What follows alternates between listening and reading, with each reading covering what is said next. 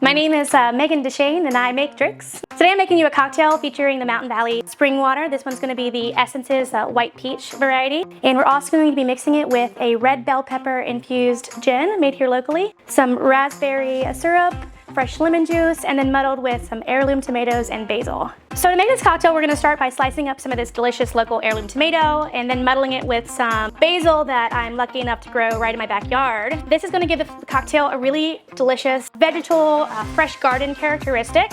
You don't have to muddle too much because the act of shaking the cocktail will further integrate those flavors. To that, we're going to add some raspberry syrup. Very easy to make at home. It's just simple syrup pureed with raspberries. That's a 3/4 ounce of that, a 1/2 ounce of fresh squeezed lemon juice. The fresher, the better. And then we infuse some local gin with red bell peppers. Once again, playing with those garden fresh flavors. It's going to be 1.5 ounces of that, and then we're going to shake it with love. The favorite part of everyone's day is shaking, right?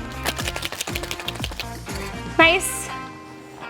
Smells delicious. It's going to be a rocks glass for that.